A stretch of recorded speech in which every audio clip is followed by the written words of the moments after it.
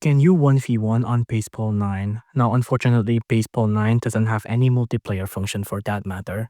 So even if you want to play against a friend, you can't do that. If you go to every menu here, like League, or Accessory, or Gears, or Customize, you won't be able to find an option to invite your friends, or 1v1 them, or play multiplayer, play co-op, things like that. It just doesn't exist.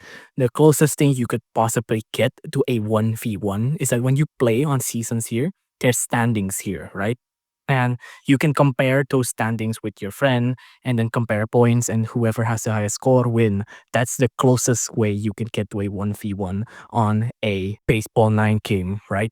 But again, there's no direct way you can 1v1 your friend on Baseball 9. The feature just doesn't exist. If you want the feature to exist, you could email the developer, leave a review, tell them you want a multiplayer feature. But as of right now, as of I'm recording right now, there is no real way you can 1v1 your friend or you can play multiplayer with them. There's just no way.